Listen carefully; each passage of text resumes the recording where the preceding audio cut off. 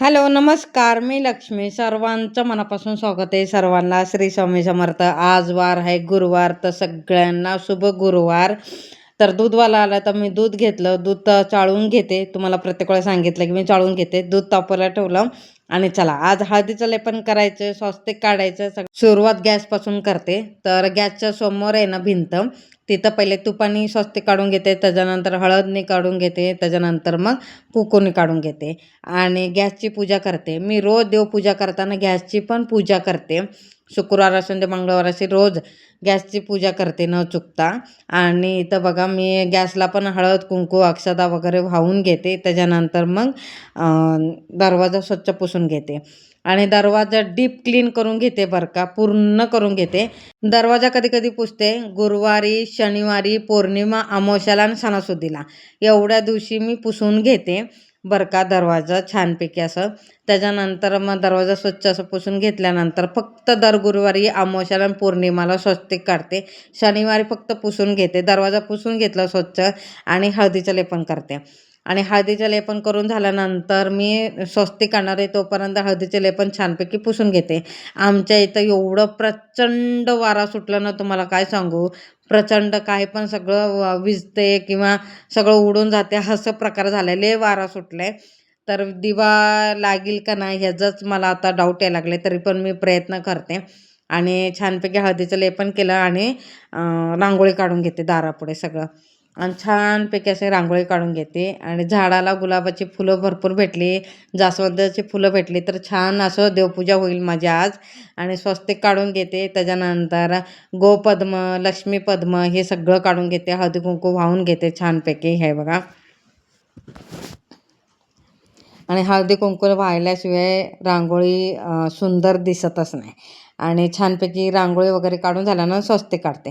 स्वस्तिक मी मिश्रित करत नाही. पहिले हळदीने करते, त्याच्यानंतर कुंकूने करते. आणि आता 64 योगिनी यंत्र लावले म्हटलं, त्याची पण आता रोजच्या रोज पूजा होईल. एवढा दिवस आता वेळच भेटला नाही, कधी मुहूर्तच आला नाही. तर मंगळवारी दुर्गाष्टमी होती म्हटलं चला. आणि फक्त दरवाजा लावल्यानंतर चालत नाही. दर महिन्याच्या दुर्गाष्टमीला सेवा झाली तर झाली, नाही तर आपली नवरात्रामध्ये असते ना, नवरात्रामध्ये तेव्हा करायचं. नाहीतर मी असं करते, नवरात्रामध्ये करते. नाहीतर ना श्रावण महिन्यात, मार्गशीर्ष महिन्यात ना, या एका महिन्यात दुर्गाष्टमी आली की तेव्हा त्याच्यावर सेवा करते, असं करते. कालची देवपूजा आहे ना, ते आता उचलून घेते. आणि हे सुपली आहे ना बरं का, ही मला खूप उपयोगी पडले रांगोळी काढायला. खूप म्हणजे मला एक बेस्ट झालं. हाताने रांगोळी उचलण्यापेक्षा सुपलीने रांगोळी सगळी भरून व्यवस्थित जाते आणि निर्माल्यात टाकले जातात. दरवाजाचा वेगळा आणि देवघरातलं वेगळं करते, असं केलं मी. आणि खरं सुपली छोटी आहे ना, पण लय मस्त काम होते त्याच्याने. आणि देव सगळे मी काढून घेतलं आणि कसं तुम्ही केलं बघितलं ना, मी तसंच करते. प्लेटमध्ये सगळे देव काढून घेते. त्याच्यानंतर सगळं पाटे वगैरे सगळं पुसून घेते आणि उचलून घेते, पुसून घेते. आणि त्याच्यानंतर परत देव वगैरे धुवून झालं सगळे ठेवते. आणि आज गुरुवार आहे म्हटलं, स्वामींवर अभिषेक झालाच पाहिजे. आणि स्वामीला असं स्वच्छ असं धुवून घेतलं. त्याच्यानंतर उठण्याने आंघोळ घालते. हे बघा, स्वच्छ असं उठण्याने आंघोळ घालते आणि अभिषेक करते. तर एक वेळा पुरुषसूक्त, एक वेळा स्त्रीसूक्त, नाहीतर एक माळ श्री स्वामी समर्थ या मंत्राचा जप करते. आणि श्री स्वामी समर्थ या मंत्राचा जप करून अभिषेक करते. अभिषेकचं पाणी एका प्लेटमध्ये वाटीत काढून घेते आणि ते आम्ही तिघांनी पण ग्रहण करतो.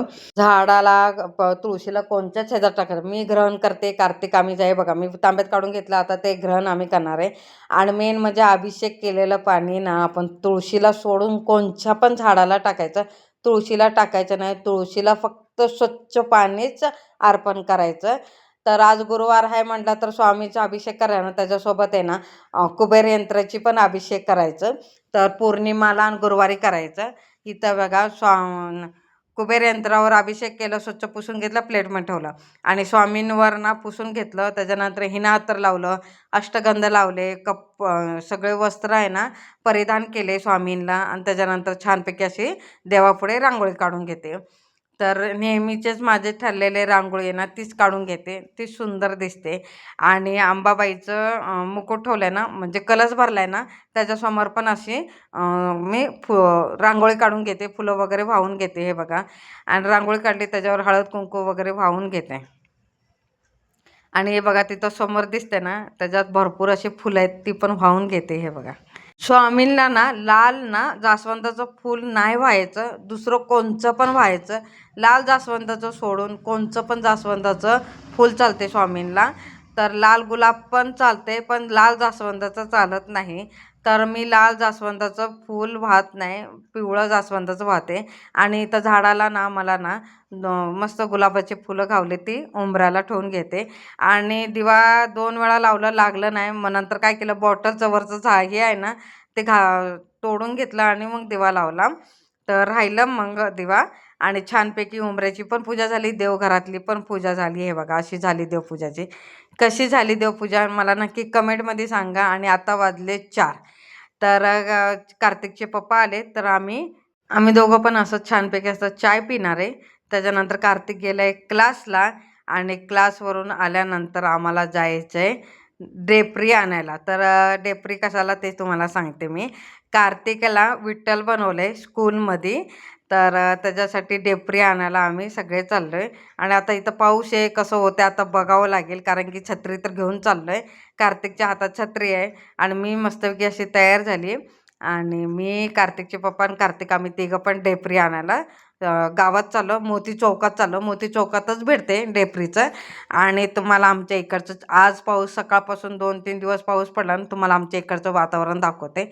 आणि आमच्या इकडचं रोड दाखवते. हे बघा किती चिखल आहे, दारापुढेच आहे हे सगळं दारापुढे आहे. हे बघा कसं किती चिखल, त्याच्यातूनच आता आम्ही गाडी कसं बाहेर काढतो तुम्हाला दाखवतोय.